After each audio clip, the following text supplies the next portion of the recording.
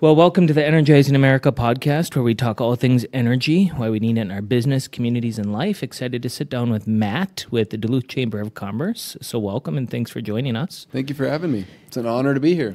Well, it's more our honor than yours, Matt. How long have you been at the Chamber? I have been in the president and CEO role for 2 years now.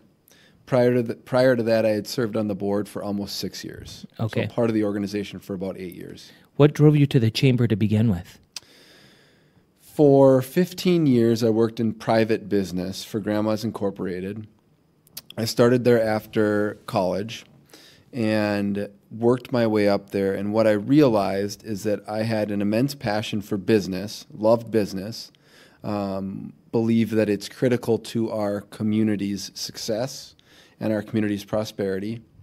As I worked my way up, I also realized I loved being a part of an organization that gave back in the community and was a part of not just employing people, but also the overall health and vibrancy of the community, and that I loved leadership. So I worked my way up from supervising restaurants up to the director of government affairs, with some stops along the way as managers of stores and things like that.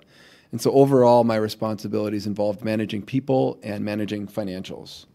And all the while, I served on a lot of community boards, Canal Park Business Association, the Lake Superior Marine Museum, YMCA, the Robotics Board of Directors. And when a spot opened up on the Chamber Board, I was nominated and got accepted onto it and realized that it harnessed the three things that I loved: business, leadership, and community.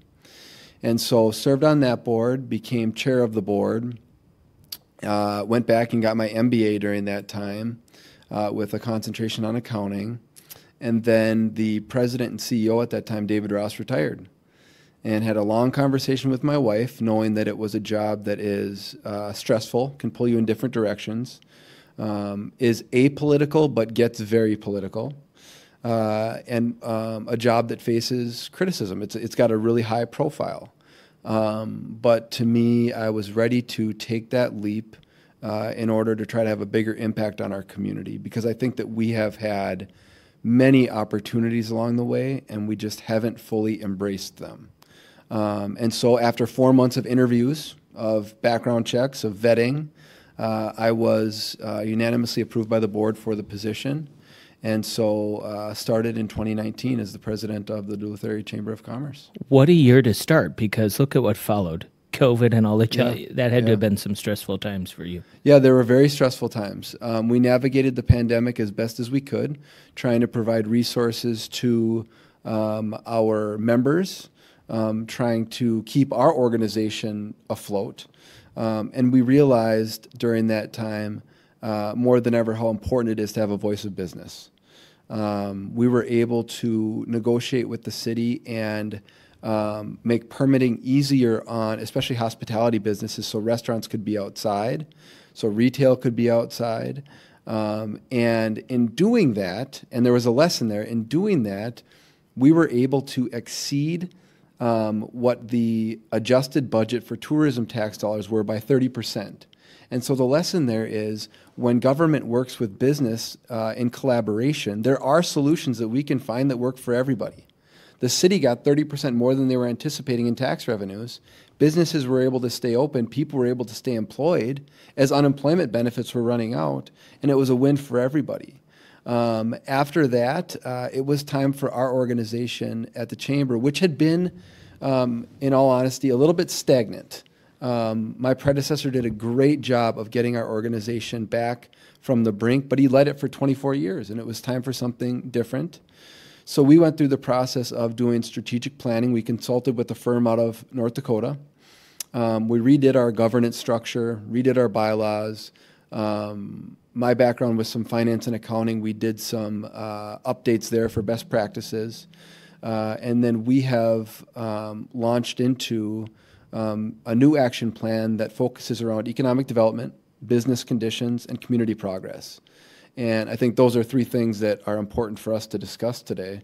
It hasn't been necessarily easy, but we've tried to push ourselves to the forefront to be proactive as a business voice rather than just reacting to everything that gets handed to us from different levels of government. And also trying to educate those who are making those decisions on the importance of business, on the importance of having local employers, and what would happen if we don't prioritize things like business conditions and tax-based growth. So we've really tried to embrace that over the last couple of years. And then the other organizational thing that we had to do, which is a best practice for chambers that are large, and we're the biggest one north of the cities, the third biggest in the state, is to add a 501c3 foundation alongside of your 501c6 advocacy organization. And the reason for doing that is for tax-deductible contributions from large organizations like Target, like Costco, Walmart, that are in every community across the country. So they'll be a part of your chamber when you get a shovel in the ground, and then they move on after they've got that first year in, because otherwise they'd be in a chamber everywhere in every city. But they will contribute to your tax-deductible foundation if you're doing work that they support. So we use that foundation now for research, for support of our Military Affairs Committee, for advocacy and policy work, and also for things like small business grants, workforce scholarships, and support of our value-based things. So we did a lot of things from the pandemic and into kind of evolving our organization to meet the challenges of not just today but tomorrow, so that we could be a proactive voice of business. You know, and as a chamber member for the last many years, I was so excited when I seen that you guys added the foundation. And one of the things that hit me when I was just like pondering, why do I really care that you separated that, you segregated that out? And I found myself thinking, like, you know why I care? Because they're putting my dollars that are supporting, hopefully, albeit small, but they're putting those dollars to work, and they're being creative, and they're thinking, and they're keeping up with the times. In my prior opinion about the chamber, it was more like, oh, we should give it because it's the right thing to do. Yeah. But I wasn't seeing anything necessarily positive coming from it that was outlandish or whatever. And I really like partnering with teams that, or with organizations that are keeping up with the times and changing and being creative and challenging themselves to do better. And that's not to say it was a bad organization before, right? It was a very vital organization in our community, but it's much like in private business, you have to be always adapting to the times. Well, the chamber as it's a private organization, but quasi, yes, has a pretty public face, right? It absolutely does. So it's easy for it to become stale. Yep. And so it's awesome when you guys do the right thing and step up, and you're growing with the businesses around you. And then business owners like myself, prior to last week, get excited to continue to support that, right? If we don't see that, it's more difficult. It's like, okay, now they're becoming a quasi-government agency where they're trying to stop the bad things from happening. Well, if we step back and we think when private business plus public support combined with a good advocacy, look at what happens in the Port of Duluth, right? You got the Duluth Seaway, Superior Seaway Port Authority combined with private business, and government support, and the thing prospers. I was involved in a project. We started a little nonprofit over at a local township for a community ice rink. We got private companies to contribute. We got private individuals to contribute. By the time we were done, we had a brand new hockey rink and rink improvements, safety and health improvements. Northland Lloyd K. Johnson Foundation gave us some money. We had $122,000 by the time we were done. And 80 local kids get to spend a winter outside. I mean, that's the kind of thing instead that can of in happen. front of screens. Right. Better for their mental health, better for everybody. Exactly. But if you don't have that trifecta deal where you have private business, government regulation that supports it, and an advocacy group to help marry the two. I do think if it was just up to private business, we'd probably run amok if there was no boundaries, right? But how thick those boundaries are is where that advocacy piece becomes so important. So you've mentioned those Well said. Those three-legged stools that you're kind of, as far as the chamber operations go. One of them was community. One was business. What was the third one? Economic development. Economic development. Tell me about economic development. How's that going in the city? By the way, awesome. What did you call your address that you do the once a year? Is it, I don't know if you have a title for it, but you talked about how Duluth can do better in economic development. And I think there was some really good points made. Was it at the annual dinner? Yeah, the annual dinner. Yeah, we can do a lot more for economic development. One thing that strikes me is when I meet with folks, especially folks who haven't spent a lot of time in Duluth, and they come here and they ask me, how has this town not blown up? You have this incredible waterfront. You have economic diversity where you've got an international port that you mentioned. We've got growing healthcare sector that is regional. We have higher education. We have advanced aviation. We have manufacturing. We mentioned Moline manufacturing before. And we have the hospitality industry that provides a little bit of a halo effect for us. And then with that, you have all of these services that undergird it and support it. Financial services, accounting services, HR, legal. And then we have this adventurous entrepreneurial spirit. And so why haven't we blown up here? Well, I think part of it is we need somebody to marry, to your point, business, government, and advocacy. And then we need to think bigger about what we can be. And I think it takes vision, and then it takes actual tangible strategies behind that in order to make it happen. So right now, we've got our largest economic transactors who are dying to grow, but they just don't have the workforce in order to grow, so they can't operate at full capacity. And so to do that right now, the biggest limitation is around housing. And to me, it is a supply and demand proposition.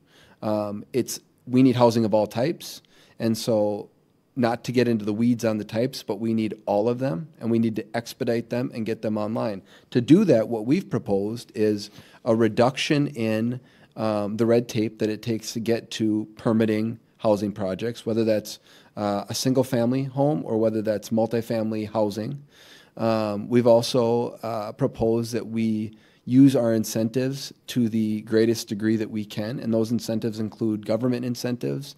Those incentives include providing land at reasonable expenses. Those incentives could include doing the utility work ahead of time and the cleanup on sites ahead of time so that when developers come in, they don't take that on. An example of that would be the Lot D project, which sits next to Pier B and is the last, I mean, you know it well, but it's the last property before we get to the working waterfront. We've wanted to develop that for years, but it's a site that carries the sins of the past. So if we were to, as a city, take that on as an economic development project, get the site ready, and then sell it cost per square foot for what you need and bring a developer in, and we have a developer who's ready to go. They have their equity lined up. And if we can get that site ready, all of a sudden that brings hundreds of units of housing. It includes manufacturing. It would have a distillery on it. It still has Compass Minerals on it. It would be fantastic. But the paradigm shift is prioritizing economic development and having a vision for it. And then with that comes tax-based growth, which means it becomes more palatable as taxpayers in the entire area. And all of a sudden, we have a city that starts to grow. And we can start paying for the basic services that we want. We want our potholes to be filled. We want our streets plowed. We want a great police department. We want a great fire department. And so instead of making cuts in those areas, if we prioritize economic development, we have tax-based growth, and we can pay for those things. And then who knows, we might have a surplus and taxes would go down for once. And all of a sudden in doing that, maybe there's more capital to invest in other growth. The other thing is we have people who want to move here, live here, and work remotely elsewhere. So they'd want to be property taxpayers here and still work remotely elsewhere because of the amenities that we offer, but we just don't have places for them to live. The housing crisis in here is so real. I owned a rental property for years up by Home Depot on Highway 53, the first house my wife and I bought, and they decided to expand the road and put in so the state knocked on my door one day, took my front yard, eminent domain, and I decided I couldn't raise a family there, right? So what am I going to do with this place? Let's hang on to it. Let's just rent it out. Never had a problem renting it out. 18 years later, the place is paid off. Now what, right? Yeah. Well, hey, let's actually started looking at it as I got this really wide lot. And I hired JNRS, a great residential building contractor here in Duluth.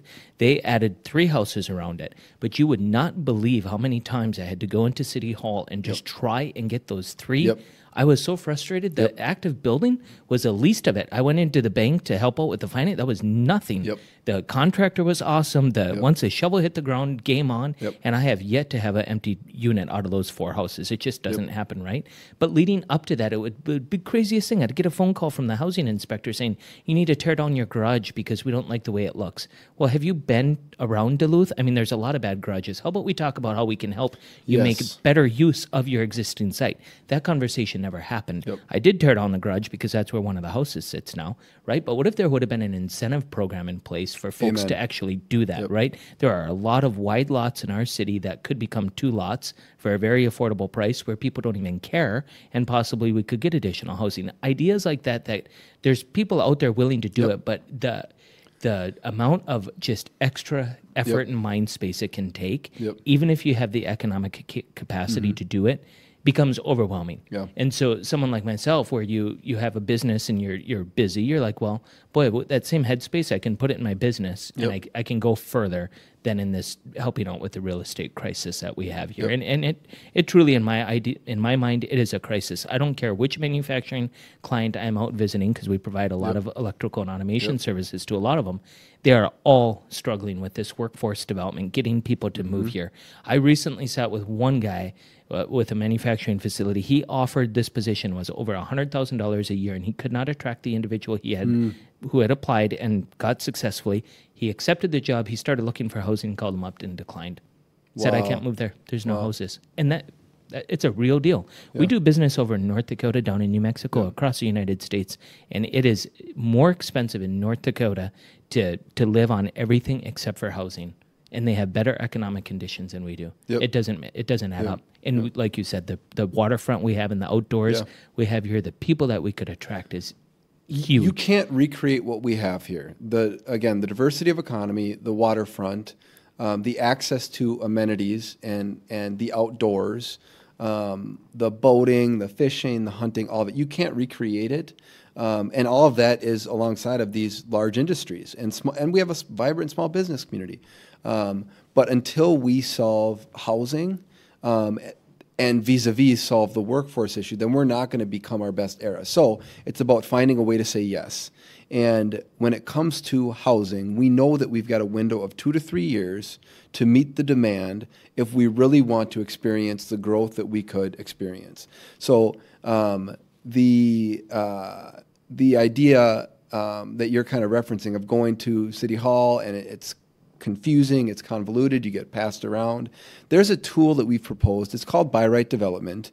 And what it would do is instead of having to go to City Hall, have everything go to the Planning Commission, have everything go to City Council, where you've got well-intended people, but they just don't have a depth of understanding on every single nuance in the Unified Development Code. So then things get sent back for more work. It goes to City Council, gets sent back for more work.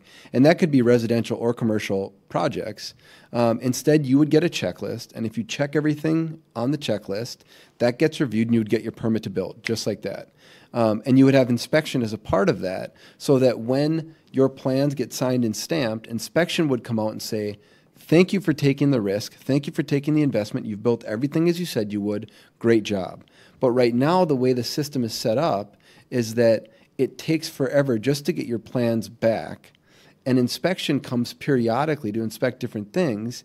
And then they say, well, I had a different interpretation of this part of the code. I'm going to need you to move your door. Or I'm going to need you to add a fire damper. Or I'm going to need you to do this. And all those change orders add up.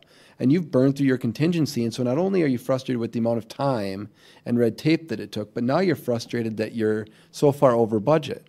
Well, all of that could get solved with a tool like By Right Development, and it would be a way for our city to say yes to economic development to meet the moment that we've got sitting right in front of us. A community of our size does not get $1 billion of investment from one healthcare system, let alone $1 billion from one, $350 million from another. Cirrus is putting millions of dollars into an expansion. The port is booming, sends millions of dollars of taconite through it. We have higher education that is figuring out what its niche is here. But we've got 3 colleges in Duluth alone. We've got legendary hospitality here that does $13 million in tax revenue every year. You cannot make that up. But if we don't find a way to support them as residents and as elected officials, and I'm not an elected official, but for the elected officials to support that, then we're going to miss this moment.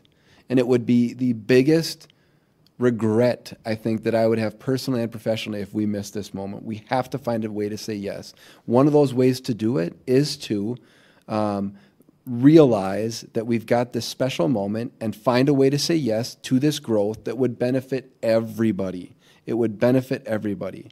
And so I think the biggest thing that needs to be prioritized right now is market rate housing. And that could be single family home, that can be multifamily housing buildings on First Street downtown. But get those units online, and all of that supply pulls the price point down and just naturally creates some affordability for people. That's what needs to happen right now. And I think then we would see our industries verticalize. There's no reason why we couldn't have a medical device manufacturer here in Duluth. We've got 2 large regional healthcare systems, and our medical school is going to be moving down the hill next to the hospitals. So that's going to create more vibrancy in the downtown, which means we need market rate student housing there. And with all of that we become a higher level of research institute. So why wouldn't we have a medical device manufacturer here in Duluth? It would just make sense. Cirrus right now is trying to verticalize their manufacturing. Why not have that manufacturing here, right where they have their corporate headquarters, instead of having to ship those parts elsewhere? But if we don't find a way to say yes and support them, then it'll end up elsewhere. Do you suppose the reason why we don't find a yes? We became an employee-owned company last week, and so as we've been out kind of sharing the excitement with our teams, I've been trying to leave them with one very important message, that when you leave this room, don't forget that hard work plus time equals success. It equals a win. Yep. But in order for that hard work and that time to come together, you got to define what a win is. Have we not defined what it looks like to win in Duluth, or what's going on? Like, we have all of these things going for us. We know everyone you talk to, our mayor, our city councilor, everyone knows we need housing. Yep. But we're not winning. Yep. We got a couple of really cool developers in town who are doing a phenomenal job with it. But overall, we've been talking about this issue for a dozen years. Mm-hmm. So have we not defined what it looks like to win, and therefore we're not willing to do the hard work and the time earned yet? Or like the time has passed us by, the hard work is done, but there's no win. Mm-hmm. It feels like we just need to, I don't know if it's because we've become such a short-term society where everything we want yesterday, and we all want our priority accomplished, so we're not willing to sit down and say, how can we actually make this happen? It's an interesting situation. We had 3 people come in from New Mexico last week, 4 people from North Dakota. We put them in a hotel down here, and we went on the Vista Fleet. We rented scooters. We visited Anger Tower. We showed them where we work on the different shipping facilities and the railroads and the various manufacturing facilities, the grain elevators, and I went and visited them in their office this week, and they're all like, you live in the coolest spot. Yeah. It's all there. We just got to learn how to win. And I'm so appreciative of you at least identifying that priority and really working hard with our city leaders to make it happen. When you talked about business now, so economic development, we know where the chamber stands and what those priorities are. How does business fit into this overall idea at the chamber? What's your idea with business? Yeah, so the pillar there is around business conditions, prioritizing business conditions, making sure that business is not an evil word. The risk that business owners, especially small business owners, take on just in pursuit of their passion is putting everything on the line. And if we don't, as a support organization, and if our elected officials don't appreciate what they're doing, then very quickly small business goes away. And if we lose small business here, we lose tax dollars, we lose local control, and what we end up with is national chains that operate everywhere. That very quickly would change the dynamics of our region profoundly. To create great business conditions, we need to first and foremost have safety. Without safety, then we don't have anything else. It's a non-starter without safety. After safety, we need to make sure that we are investing in our small businesses. And investment into our small businesses can come in different ways, shapes, and forms. One of those is looking at our permitting structure and making sure that it is reasonable, easy to navigate, and affordable. I can't tell you how many times I get calls from small businesses asking, I want to do a beer garden outside and have some local music. Where do I even start? We don't have a clear navigation process for something like that. In addition to that, when our small businesses want to put a sign on their building, just to get a permit for that can be confusing for them. Little changes on the interior of a business can be cumbersome for a small business owner. And that's just for small business. Scale up to big businesses, it can be even harder to create great business conditions for them. But if they don't feel like their customers are safe, then that is problem number one. And then the other thing is we need to find ways to incentivize them to grow here. So we need great market conditions for them to grow here. And that means when they want to expand their plant, build a new plant, that we roll out the red carpet and encourage that growth here. Because we've got companies that if other communities knew that they would come there, they would do just about anything to have them there. So it's kind of one of those yesterday's heroics should not become today's expectations. We need to keep celebrating what we have in Canal Park, what we've now got in Lincoln Park, what we have up in the aviation cluster, what we have in our manufacturing areas, what we have with healthcare, and celebrate that and make things easy on them so that they want to continue to grow here. And that's what creating excellent business conditions is. The other part of creating excellent business conditions is a palatable tax environment. And that is both local and statewide. I'm going to shift to the state for a little bit. Our state is very fortunate to have always in the top rankings of talented labor force. We're always in the bottom as far as tax environment goes. And so if you're looking at corporate expansion or if you're looking to relocate, that has to be a big part of your penciling down your pro forma what the tax environment is here. And what we don't want to do is become so prohibitive as a tax environment that nobody wants to come here. And we've got, I think, still the most Fortune 500 companies per capita in the country, but all of the expansions now are moving elsewhere. And so I think we need to take a good, hard look at what our tax environment is statewide to make sure that we're not pushing businesses out.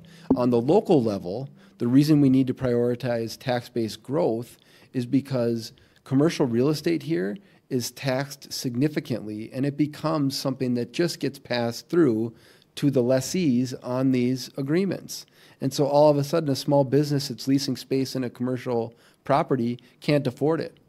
And you're meeting that with a time when people are working from home more often. So there's more commercial real estate that's available. So one way to create excellent business conditions would be to incentivize, and I'll tie these things together, to incentivize the rebuilding of residential properties within commercial real estate. We've got open commercial real estate. You could put market rate density in them, but you need to incentivize them to do it because it's expensive. But in doing that, then you've got a tax-paying entity that's full. And so that would be another way. So safety, incentivizing of business growth, re-examining our tax environment both locally and at the state level, and then permitting. Permitting is something that is a difficult thing here locally, and at the state level, it takes forever to get permits. When Cirrus just wanted to expand their paint facility, it took 3 years to get their permit from the state. 3 years. It should not take 3 years to get a permit from the state on something that was very straightforward. So things like that can create excellent business conditions. But first and foremost, I'll go back to it. We need to make sure that we have safety in our community, both real and perceived. And that means getting help for those who we need to have mechanisms so that they are connected with the services that they need. Right, because I'll tell you, I come downtown 3 days a week. I go for a run with a couple buddies. Yep. We love the area, but the safety thing becomes a pretty real deal, especially in the winter when it's 6 o'clock in the morning. It feels to me sometimes like, what happened? How did we get here? Again, we go back to this vibrant, beautiful area. This is the reality is not matching what it should be. No. It's just not. And then this perception becomes an even bigger thing, because as your business grows, I've had this where my brother and I, when we started, we had 5 employees. We now have 240. Well, those as you grow like that, they hear certain things from each other, and then you also have to start empowering them to make decisions, and they're making decisions based on their perception of things that might not even be true. And so safety is definitely a huge one. And I think safety, sometimes we think we equal that to only like bad policing, and that's just so not true. No. Safety comes in so many different forms, and I think the Greater Downtown Council has done a pretty good job in putting in like their, what do they call it, clean and sweep? Safe team. Yeah, clean and safe team. That's been helpful. Yeah. But there's definitely a transition or a shift in the Duluth safety that I've noticed in my time in Duluth. Yeah. And it's not for the better. No. My mom worked for the library for 40 years. She got her master's in library science and then worked. Her crusade was for early childhood literacy, because she had all the data that the earlier you get books in the hands of kids, the better the outcomes. The issues in the last couple of years were the worst we've ever experienced in the downtown, and that includes the last place on earth years, when you'd have a line around the block before Jim Carlson opened up his shop. Yes, the pandemic played a role in it, but it cannot be an excuse to continue what we've got going on. It's a disproportionate amount of issues for a community of our size. Absolutely. So we can say that it's happening all over the country, which it is, but it's not proportional what we have going on here. It's disproportional. So we need to figure out a way to resolve that, and it's city, county, and the judicial system that needs to take an ownership role in that, because what we can't prioritize is the well-being of somebody who is doing something nefarious at best, illegal at worst. And we all have, I think, empathy for somebody who's in that set of circumstances, but we shouldn't prioritize that individual's well-being over the well-being of a family that's just trying to access books and the internet at the library. Right. That is terrible, and that's what has happened. We've made the bad equation. We've made the bad equation. Additionally, we have a lot of members in the chamber who are in the financial services sector.